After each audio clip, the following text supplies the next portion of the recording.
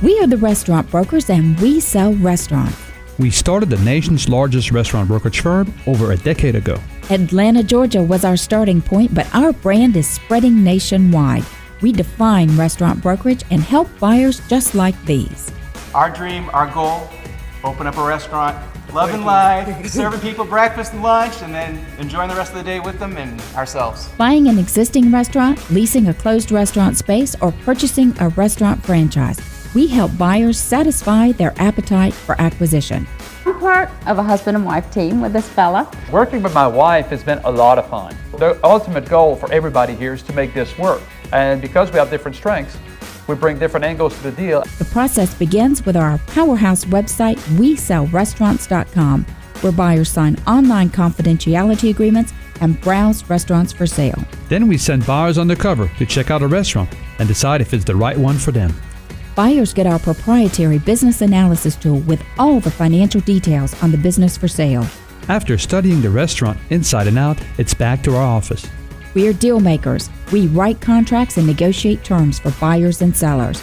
That's why we sell more restaurants than any other firm in the nation. We are the restaurant brokers. Our name says it all. I'm Robin Gagnon. And I'm Eric Gagnon, and we sell restaurants. We started the nation's largest restaurant brokerage firm, We Sell Restaurants, over a decade ago. You can find us online at WeSellRestaurants.com. We are also on your radio once a week with the leading authorities in the restaurant business, talking about subjects trending in the industry. Tweet your questions on the topic while we're on the air to our Twitter handle. It's @SellRestaurants. Post to our Facebook page. It's facebook.com/WeSellRestaurants. If we don't get to your question, we'll follow up on social media. Our goal is to satisfy your appetite for acquisition, feed the need for restaurant reality, and serve up a recipe for business success. If you have any ideas or any topics you'd like to be discussed on the show, please send me an email. I'd like to hear from you. My email is Eric, E-R-I-C, @WeSellRestaurants.com. Today, the restaurant brokers are talking to chefs that are known for their extreme cooking. We're all guilty of watching, craving, tweeting, or telling about those chefs that take it to the limit. Today's guests use unusual proteins, execute in extraordinary conditions, and more. We have guests who have appeared on Food Network's Extreme Chef, another who specializes in farm to fork. Join us for today's show, all foodies, restaurant owners, and would-be restaurateurs, as we take food to the extreme. And our first guest today is Mark Ulrich. He's from Philadelphia, but now resides in Mickleton, New Jersey. He currently is the executive chef at Methodist Hospital by day and the head chef at Cecil Creek Farm on the weekends. He's married with 4 children and 1 grandson. Mark attended the restaurant school in Philadelphia, graduated in 1989 with an associate degree in chef training. He says he was influenced early on by his grandmother and actually a lot from his Italian friends and families who also cook a lot. He soon gained an interest from television shows on public broadcast network and started reading magazines and books. Mark decided to attend cooking school right out of high school, and he's been cooking ever since. What makes him extreme? Farm to fork dinners, and we'll learn more in a minute. Mark, glad to have you on the show today. Hey, thank you. How's it going, guys? Great. And our next guest is Kristi Ritchey. Kristi is a frequent media star with appearances on the Food Network's Extreme Chef, NBC's weight loss series, The Biggest Loser, as well as several appearances on Good Day LA. She has also been named to OC Metro Magazine's 40 Under 40. Wow, Kristi, quite a resume there. Thank you for joining us. Thank you. It's great to be here. All right, well, I want to start out because, Mark, I love this idea that you have called Farm to Fork. Tell us about your Farm to Fork dinners and how they are extreme and extremely satisfying for your customers. Jump right in there and tell us the story, because you're at Cecil Creek Farm, right? And you have this Farm to Fork dinner concept. Yeah, so what we do at Cecil Creek Farm, it's very unique to the area. There's not many places in the area. It's a CSA-driven organic farm, and we are working on our certification for the CSA for the organicness, because you have to practice the organic laws for 3 years before you become certified. So we call ourselves a transitioning organic farm. And what I do, I come in on weekends and basically see what's available from the farm, from as close as possible, from any local farms as it can be, and I throw a menu together and I do farm to fork. So the idea is what I produce from right from our farm or our neighbors and put out an 8-course BYOB meal for 10 to 14 guests on Saturday evenings, and it goes over well. And sometimes I'm literally putting the menu together just that day itself.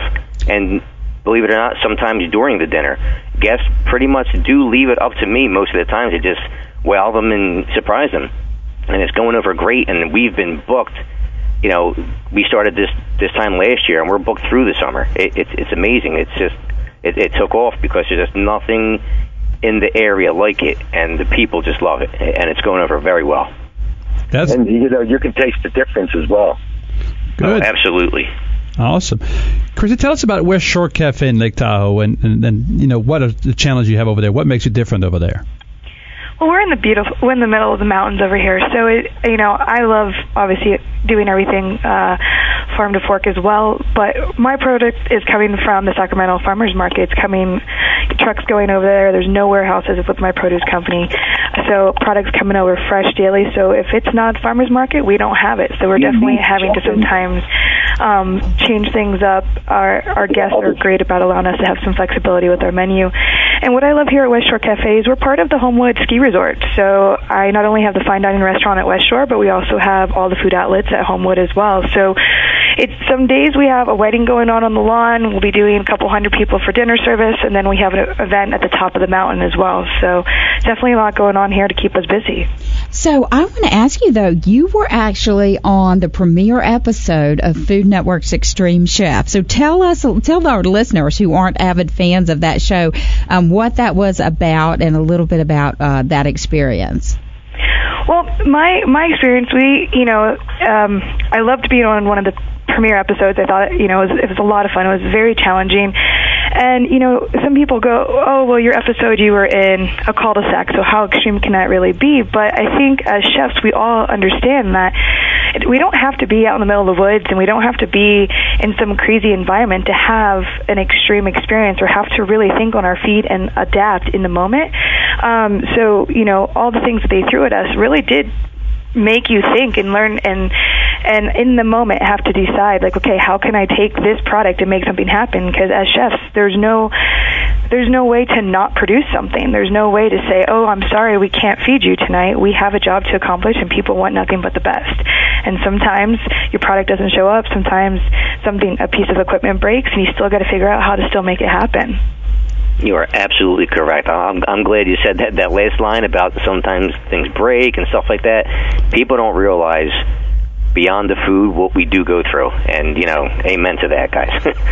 Absolutely. I mean, I started working out in Napa Valley, and I remember catering in the middle of vineyards, for wedding after wedding, and you expect that your convection oven's going to show up, and the next thing you know, they actually the rental company drops off a convection toaster oven, and now you got to figure out how to cook 150 fillets. Yep. So, I think a lot of people don't realize what goes into to that plate and how it got from the very beginning to where it is. So it is. There are a lot of interesting challenges throughout the course of our days, for sure. And Mark, you actually create this environment of trust because people are signing up for your dinners knowing not at all what's going to be on the plate. They're leaving it to you to forage, to find organic, accoutrements for that dinner all the way around your area. And how did you build up that level of trust with your clients? And is that something every chef develops over time? Well, like piggyback on what Kristi just said, people don't know what we really go through. All they ultimately look at is the end result, the food and the experience. But it's that food and experience that will gain their trust and bring them back. Like I do it where, when I work at the farm, I have people come in that know me, know who I am from outside the farm, know me from, youth sports and the area and school and stuff like that. And then when they're coming in, they're saying, wait a minute, I didn't know this was you. Like, you're the chef. I didn't know this. So now they're saying, you know what? I want to put my trust in you. And then, if you hit them right the first time, they're coming back. They're telling their friends, and they just want the experience. They want to know, like I said, where we are. We're unique to the area, and they're coming in just for that experience. And once they get it, they're hooked. They love it. And it makes it easier and more enjoyable for people in our business to do stuff like this so we can be creative and not be where, like, see, what in my, what I'm doing one table at a time, so it's not like a restaurant where we're pumping out 400 or 500 dinners, and I have a time limit. I have one table private dining experience, and it's their room for the night, and they're coming in, and we set the pace. They, anything they want, I produce it. If there's something in the market that they see that they would like to have on that menu, I do it. So that's what makes it unique to the area and in our experience here at Cecil Creek Farm. Very good information. Hey, Kristi, could you tell me a little bit about your past culinary and restaurant experience and what makes you an extreme chef? Well, I got to say, I think that any successful chef is in some way or another, an extreme chef. So I started in Napa Valley, as I was talking about. I did catering in the middle of vineyards, all summer long, obviously, wedding after wedding. And when you're on the top of, Mount Veeder or you're in the middle of a vineyard, something's going to happen. From there, I went to Los Angeles and helped build and run a company where we had 4 different locations plus a catering business and another side business. So multitasking and how to run a staff that's a couple hundred people and making sure that things are staying consistent is a challenge in itself. And then now here at West Shore, we have functions on the top of the mountain. It's not like, we ran out of something, I can't just automatically run up there and in 5 minutes. It's a lot of strategic planning. It's a lot of, as I like to call, playing Tetris. I play Tetris with equipment, I play Tetris with people, and I play Tetris with our day to make sure that we're organized and set up for success. I think I just want to ask both of you to kind of weigh in on this idea, because we talk about extreme cuisine and extreme chefs and those. Do you think that the American palate has really evolved over time to really be open to all kinds of different influences? Because I see things today that 10 years ago I think that most of America would have shied away from, and instead they're kind of congregating towards. And Mark, maybe you want to take that first. I will absolutely say this. You're 100% right, and we, as chefs and people in the business, owe it mainly to media, television and radio shows like yourself. I mean, people will not just come in and say, well, you know what, let me try, these kalettes, whatever they may be. But they see it on TV. They're saying, ooh, I saw so-and-so making something with kalettes, last night. I want to go try that. Now they've seen it. It's recognizable to them. They say, you know what, I'll give it a shot because now I've heard of it somewhere else other than just walking in and dishing out money to try something I never heard of. But now they're willing to try something that they've actually seen physically, or I should say on TV, or heard about it or read about it in magazines. People are more into food, and it's, reality shows that have put it out there, I believe. Love that. Kristi, you want to weigh in on that? I mean, I absolutely agree with you. I think it's the opportunity for people to get involved and see a little bit of the backside. I think that the reality shows and the media have started to show people that we're not just cooking food, that there's a lot more that goes into it, into every plate that they have. And I feel that there's a larger appreciation for what we do now. And with that appreciation comes the trust, that we build with our clientele to where they're willing to try something that they might not have had before, which allows us, ultimately we're artists and we love to bring things together on a palette. And so, I love that, we can go in there, be creative, and our guests are willing to trust us in that and try things that they might not have ever had before. I mean, that's how my signature dish came about, the duck confit cannelloni that I make. Okay, I want to hear about that. You just piqued my attention. What is that signature dish? Say it again slow and tell us what's in it. Describe it. Fair enough. So, as you mentioned, I love to bring French and Italian flavors together. So my signature dish is called a duck confit cannelloni. And I bring in duck legs, cure them, and confit them myself, pull the meat. The filling of my cannelloni is that combined with ricotta, mascarpone, caramelized onions, arugula, and sofrito. We make our own fresh pasta here and roll that filling with that. That then is baked off and served with a roasted onion jus, a little shaved aged pecorino, and we take the duck skin and make duck cracklings for a little bit of a garnish on top. Oh, my gosh. You had Eric at duck. That's right. I'm coming over soon. There. I'll save you a spot. Good. Mark, let me ask you this. I mean, as brokers, we also, deal with a lot of restaurateurs and a lot of older restaurateurs, very successful, multi-unit, different concepts. Says, hey, Americans, they're meat and potato people. But then you got guys like Richard Blaze that got into, sous vide and molecular cuisine, and Wally Dufresne with all the, and the British chef that got into this all gastronomic, chemistry almost lab. So where are we? Is these just fads that comes and goes, or do you think this is going to be something that we're going to see more and more extreme in that end of it, or extreme is going to be just like really like somewhat like what Kristi mentioned, more of a different spins on the classics? Where do you see that's going? I believe, like I said a little while back about with the reality TV shows and social media and that type of stuff, that I think that all this stuff really is going to be fad. Like, it's what's in now and what's hot now is what people are going to be into. Like what I do at the farm, I'm not doing anything crazy, overboard, extreme ingredients that you can't find. I'm showing people that these are things that are coming from your backyard, and this is how well it can actually be and produced on in a setting like this. And people are saying, wow, you know what, I never realized that I can do this from the stuff that's grown right in our backyards here. I truly believe that most things like this are what people are seeing and hearing, and that's how it's going to go. I don't think we're going to get stuck in any one certain cuisine or fashion. It's going to trend like the fashion industry, like clothing. That's how I believe. That's my feeling on that. Kristi, you want to weigh in? So, basically, Mark, he's doing a new spin on classic and pushing classics to the extreme. So what's your take? Well, I agree with you. Food is just like the fashion industry. I'm glad you actually used that reference. I do that all the time. It is. Let's use kale. A simple example. We all remember when people used to take their salad bars and garnish the ice with kale, and that's the only thing we thought kale was used for, And now kale is a huge fad for juicing or salads, etc. Everyone's talking about kale, and there's kale chips everywhere, and and a lot of it does have to do with the media and what people are seeing, but food comes and goes just like that. We've all seen the cupcake wave, right? The cookies, the milkshakes, no matter if we're sweet or savory, it comes and goes in waves, and it will come back around to us.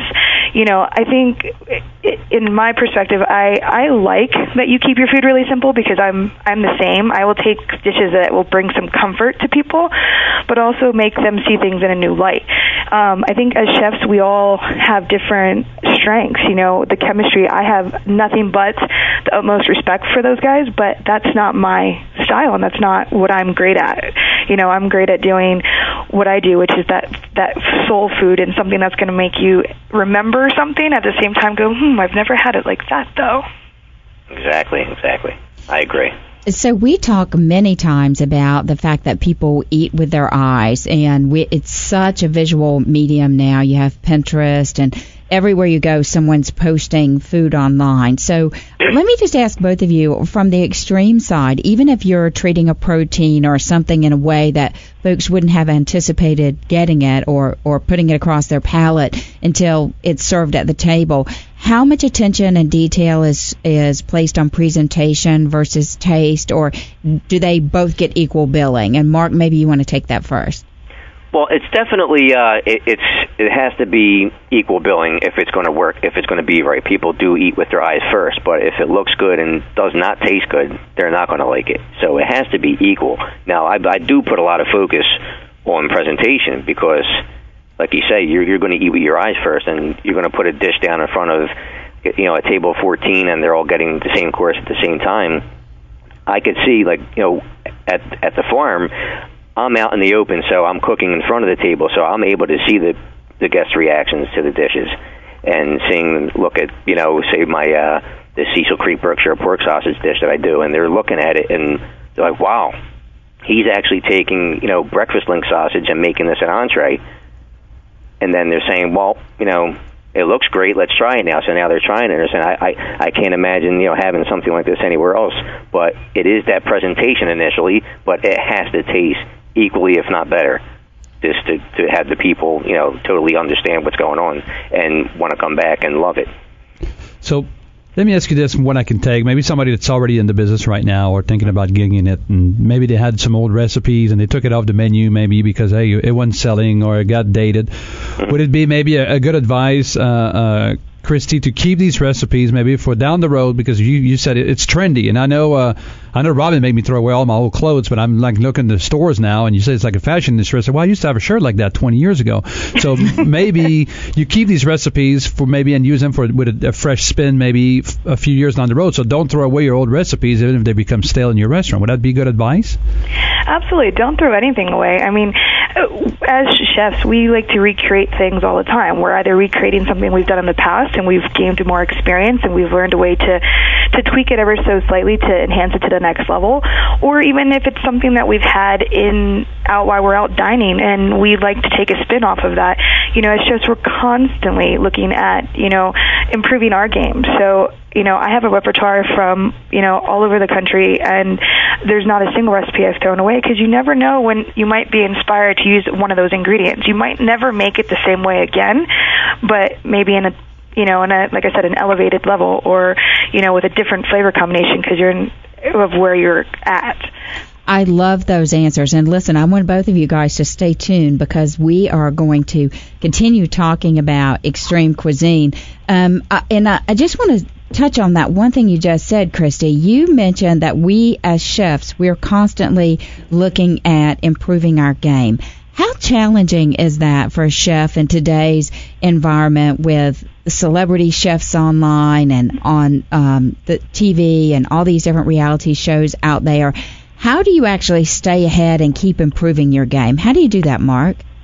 You hit that nail on the head there. It is hard. It's very hard because there's always somebody out there who, not to say somebody's better than you. I mean, somebody could probably, make things taste better. There's guys and girls out there that can produce quicker, or say, as we like to call it, pump it out more or quicker than you can. But it's the wow factor. Somebody, like I mentioned earlier, I have a dish where I use a breakfast link, but I'm using it as an entree. It's not as a breakfast dish. Somebody may look at that, the picture I may have posted on social media, and they look at that and say, wow, he's doing something with a breakfast meat as an entree on, whatever night of the week it may be. So it's that next level. Let me add something to it. Let me do a different type of meat along those same lines. It's very challenging because you're never going to be that step ahead, because there's always going to be somebody a step ahead of you. So you just have to keep your game tight, keep producing, and make sure that people that are coming to enjoy your food do enjoy it every time. Do you get inspiration from other chefs, Kristi?